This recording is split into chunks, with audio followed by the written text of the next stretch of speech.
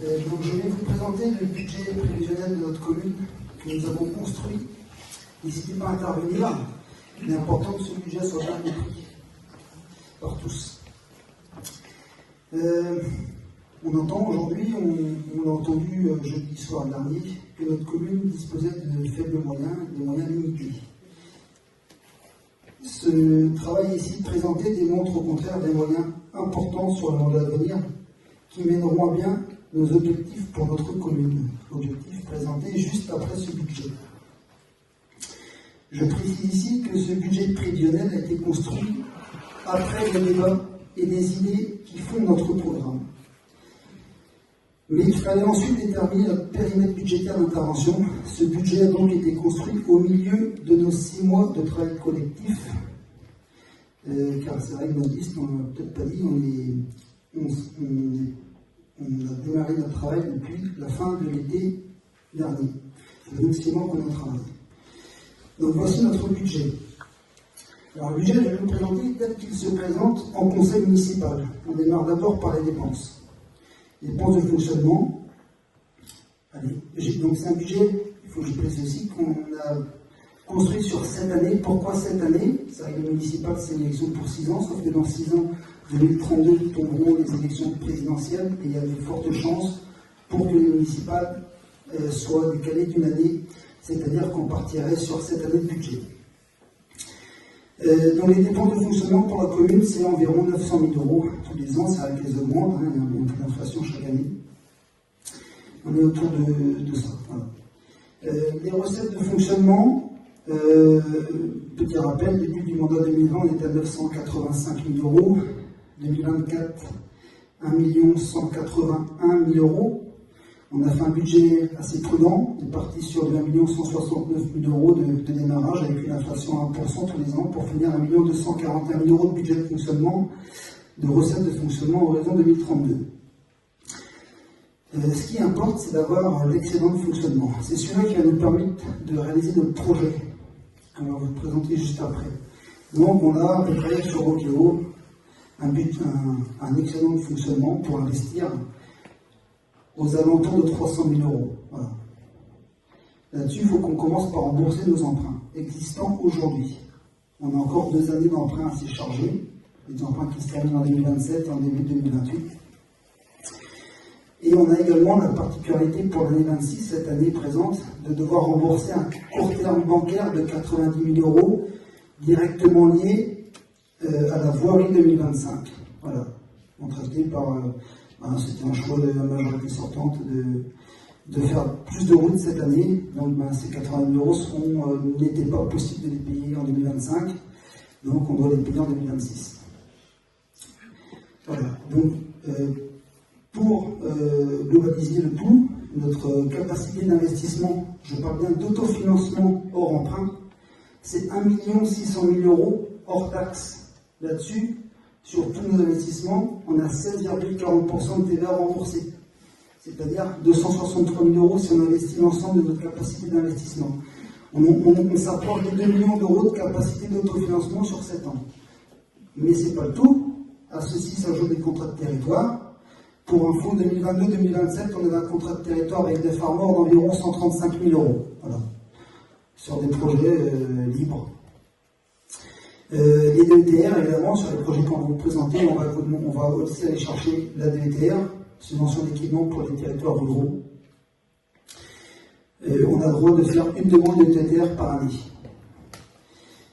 Programme de subvention spécifique, voilà, on ne se privera pas de regarder les programmes de subvention sur les 7 ans qui viennent pour avoir l'opportunité d'aller sur des établissements qui n'ont peut-être pas été prévus aujourd'hui parce qu'on ne connaît pas les programmes de subvention à 7 ans à venir. On n'oubliera pas non plus d'aller prendre les fonds FEDER, c'est-à-dire les fonds européens, et puis les diverses subventions territoriales. Voilà. Donc c'est un budget qui cadre les choses et qui nous permet d'avoir, on va le voir après, des objectifs pour la commune, ambitieux mais réalisables. Alors, juste un point également, je vais revenir sur les recettes de fonctionnement. On les a augmentées de 1% tous les ans. Alors, Petit point sur nos taxes foncières. Il est important de faire le point sur la taxe foncière. Alors ça, c'est la mienne, c'est ma taxe foncière personnelle. Alors c'est un peu sombre en haut, mais la taxe foncière du haut, c'est 2020. La taxe foncière du bas, c'est 2025, la dernière qu'on a reçue. Pardon. La dernière qu'on a reçue. On a entendu encore jeudi dernier que les taux n'avaient pas augmenté selon la base. Alors là, il est important de préciser, non, les deux ont augmenté. La base a augmenté, on a un taux en rouge. En haut, sa taxe foncière 2003, 1403 €, c'est chacun a ça sur sa propre taxe foncière, c'est la valeur locative de votre bien, de votre habitation. Et puis il y a le taux communal qui s'applique dessus. Alors c'est vrai que la base a augmenté, elle a augmenté de 25% la base, de 1400 €, pour moi personnellement par exemple, à 1740 €. Ça veut dire 25% d'augmentation. Sauf que le montant de la taxe, qui est entouré plus bas, 425 € en 2020 et 844 € en 2025, c'est 100% d'augmentation, avec 98,5 pour être précis. On a multiplié par 2 la taxe. C'est-à-dire que 75% d'augmentation de votre taxe communale, elle est venue du taux de la commune. Sur ce taux, on a la maîtrise de ce taux. On décide tous les ans si on veut le maintenir, le diminuer ou l'augmenter. Voilà. Donc, l'objectif du budget présenté ici avant, c'est de limiter l'inflation de la taxe foncière à 1%. 1%, ça veut dire, pour moi personnellement, 8 € par an. Voilà, de 844, ben, je augmenterai 8 € peut-être ma taxe foncière tous les ans. Mais pas de 85 €. Voilà. C'est-à-dire 10 fois moins. Voilà. Donc ça me passe important de commencer par cadrer le budget et les recettes. Maintenant, je vais passer la parole à Sébastien, je crois.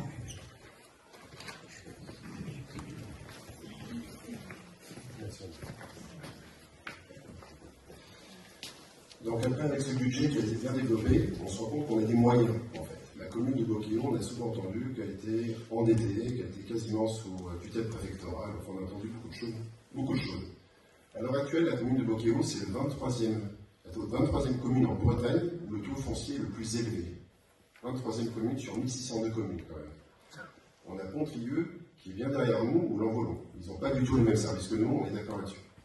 Donc comme on va avoir des moyens financiers, on va pouvoir créer du développement. Le développement, ça passe donc par un projet sur la création de nouveaux commerces. On va parler de cette boulangerie. Ça fait 6 ans qu'on a perdu notre boulangerie. J'ai toujours connu Bocquillon avec une boulangerie, sauf ces 6 dernières années. On en conviendra tous, j'en en ai beaucoup parlé déjà en faisant le tour des maisons, que c'était un manque pour certains habitants, d'autres moins, parce qu'ils pensent qu'il y a déjà eu des automatismes qui ont été pris. Donc aujourd'hui, je pense qu'avec les financements que l'on a, on peut commencer à avoir des subventions au niveau des petites communes rurales qui pourraient avoir des subventions d'État, mais aussi des subventions européennes pour pouvoir développer une activité économique digne de ce nom. Je rappelle qu'on est plus de 1000 habitants quand même sur Bocquillon et que sans boulangerie, je pense que c'est un atout en moins pour nous et c'est surtout qu'une boulangerie crée de l'activité, c'est-à-dire un passage le matin, un passage le soir. On sait que les gens peuvent se rencontrer. Au niveau de la boulangerie, en sortant des écoles, il y a toujours cette activité, en fait, ce dynamisme qu'on recherche. On a une super salle des fêtes, on est tous dedans, on voit bien, qui ne sert pas, en fait, comme elle pourrait servir. Aujourd'hui, elle ne sert qu'au loto le week-end, donc ça génère de l'argent et des recettes pour la commune, mais pour les Bocquaisiennes et les Bocquaisiens, elle sert assez peu, cette commune. On pourrait très bien y faire, par exemple, solliciter des associations qui viendraient au sein de cette belle fête, enfin de cette salle des fêtes, pour des jeux ludiques, pour créer des associations avec des anciens qui puissent se rencontrer ici, donc dans une salle qui est chauffée, qui est vraiment agréable, qui est lumineuse. On pourrait aussi faire venir une ludothèque pour les enfants, tout ce qui pourrait être activité intergénérationnelle entre anciens et jeunes, l'école n'est pas loin. On pourrait aussi faire une association pour tout ce qui est du sport. Je sais qu'ici, beaucoup de sueurs ont été versées via la Zumba, via des activités de renforcement musculaire. On a un lotissement qui est juste à côté. Cette salle ne sert peu ou très peu, en fait, aux habitants de Bocquillon. Et tout ça, on pourrait le générer de manière gratuite. Ce serait de la gratuité. C'est-à-dire remettre un petit peu le lien entre les gens de manière totalement gratuite. et profiter de cette salle et de ce qu'elle pourrait nous apporter. Donc on pourrait aussi solliciter des associations qui existent déjà, qui déjà œuvrent dans des petites communes comme Tressigno, comme Ploacac, comme Châtellerault. Ce sont des petites communes qui sollicitent ce type d'association pour, comme les personnes âgées, ciel bleu, pour justement du renforcement adapté, pour tout ce qui va être au quotidien, pour les aider, et aussi fédérer les gens, c'est-à-dire les anciens, les moins anciens et les plus jeunes. C'est très important dans les petites communes, très très important. Donc on a parlé aussi de la bibliothèque, tout ce qui pourrait être aussi activité de peinture, activité de jeu, activité d'aquarelle, de dessin, et toute offre de loisirs ou d'activités qui seraient proposées par les Beaucaisiens et les Beaucaisiennes. C'est-à-dire qu'à la mairie, vous avez aussi des choses à proposer pour faire vivre notre commune. C'est-à-dire que nous, on est dans la capacité de financer ces associations, vous aider, c'est-à-dire de la logistique, des moyens financiers pour justement pouvoir développer cette dynamique. On a besoin de cette dynamique. Ça fait 6 ans qu'en fait, la commune s'est un petit peu endormie. Le Covid en fait partie, bien sûr, mais il faut réinitier quelque chose. Il faut vraiment se donner un petit peu de moyens. Chacun devra faire un pas, mais si on fait tous ce pas-là, je pense qu'on peut arriver à faire quelque chose de grandiose, vraiment.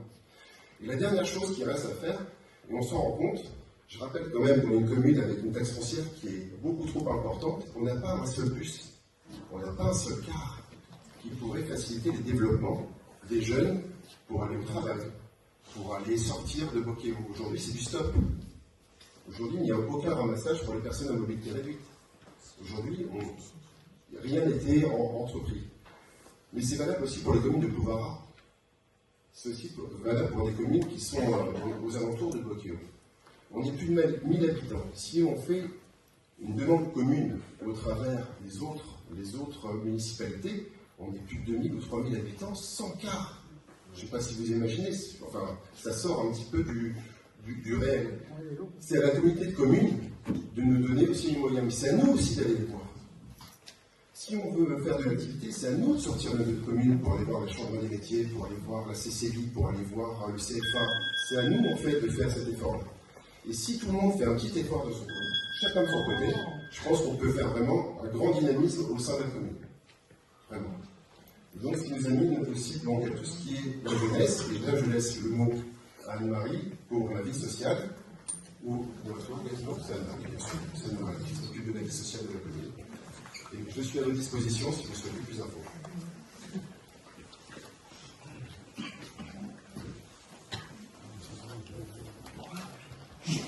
Donc, mettre en place un conseil municipal des jeunes dès septembre 2026 pour mieux prendre en compte les attentes des enfants et des adolescents.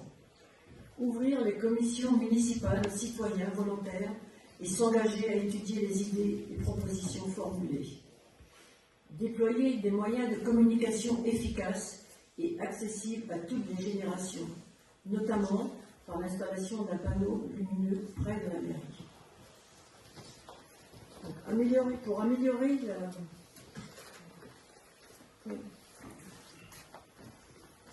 améliorer la communication, tous les habitants de Beaucaillon doivent avoir accès au même niveau d'information.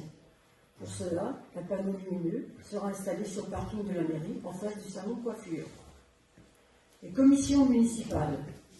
Pour nous, la gestion de Beaucaillon, ce sera le conseil municipal, mais avec vous. Un représentant de chaque village dans les réunions sur un thème précis. L'étude et la décision finale au conseil municipal aura été enrichie de vos propositions. Par exemple, une commission sur la vitesse dans les villages et le bourg, un autre thème majeur où nous voulons votre participation, le plan de voirie, les routes, l'entretien, évaluer les priorités, mais pas avec des statistiques, mais avec des compétences. Responsable de voirie, ingénieur territorial, eau et assainissement.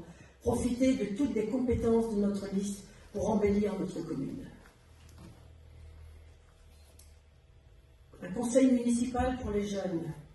La mise en place d'un conseil municipal des jeunes dès septembre 2026 nous semble très important pour mieux prendre en compte les attentes des enfants et adolescents. Des bourses d'aide seront attribuées pour leurs projets. Nos jeunes ont besoin d'un espace pour se rassembler autour d'activités et le savoir-faire des aînés favoriserait un enrichissant partage intergénérationnel. Pour nos aînés, qu'ils soient isolés ou nouvellement arrivés dans notre commune, la création d'un club favoriserait les rencontres et les échanges.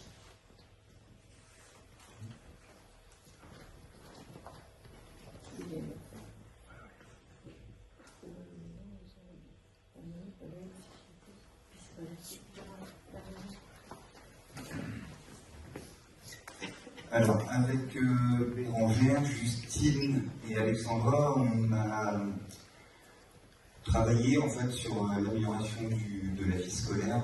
On a dégagé 3 grands axes: sécuriser les abribus et installer des équipements anti-vol pour les vélos, y compris au sein de l'enceinte scolaire. Améliorer les performances énergétiques et acoustiques des bâtiments scolaires, et enfin étudier la mutualisation potentielle des bibliothèques communales et scolaires afin de créer un lieu intergénérationnel favorisant l'accès à la culture. Au niveau des abribus, on a travaillé sur la possibilité de mettre en place dans chaque abribus des détecteurs de présence. Actuellement, certains abribus n'en sont pas équipés. Et ils se mettent en place, ils se mettent en lumière le soir, et le lendemain matin, quand les jeunes arrivent, il n'y a plus de lumière. Donc, point de vue sécurité, c'est un petit peu limite. Mettre en place, quand c'est possible, des ralentisseurs type tablette berlinoise aux abords des abribus pour limiter la vitesse de circulation. Et quand c'est pas possible, déplacer les abribus sur des terrains communaux, là où la vitesse est moindre, en gardant à l'esprit qu'il faut qu'on essaie de trouver des lieux où les bus scolaires vont pouvoir charger les jeunes sans empiéter de trop sur la voie publique. On veut aussi installer au niveau des abribus des racks à vélo, ce qui permettra aux jeunes d'aller le matin prendre leur bus à vélo et de les sécuriser, puisqu'ils pourraient y mettre un antivol. Actuellement, il y a des jeunes qui vont aux abribus à vélo et qui les mettent sur les tribunes derrière les abribus. On veut aussi donner pour certains abribus de la visibilité, c'est-à-dire qu'on pourrait mettre des panneaux réfléchissants ou les mettre avec des couleurs un petit peu plus vives, de façon à ce que les lieux de prise de bus soient sécurisés. Et on va enfin, au niveau de l'amélioration des performances acoustiques et thermiques des bâtiments scolaires, on va se baser donc sur la première étude qui a été faite par Sembrace, qui est une société d'économie mixte, et qui a quand même prévu un budget essentiel de 3 millions d'euros pour la rénovation énergétique et acoustique de l'école, ce qui est quand même assez conséquent. Sachant qu'on a quand même des expérimentations là qui sont au niveau acoustique, qui sont mises en place au niveau de Quintin notamment, et de la Roche-Jaudy, avec un système de LED en fait couplé à un micro d'ambiance, notamment au niveau du self ou de la cantine ici. Et les LED s'éclairent de couleurs différentes suivant les décibels qui sont émis par les jeunes à table. Et on s'aperçoit que quand les LED vont de couleurs vives, dans des couleurs vives, les jeunes, la régulation se fait toute seule au niveau des jeunes. Voilà. Je vais maintenant laisser la place à Cédric pour tout ce qui est travaux et voirie.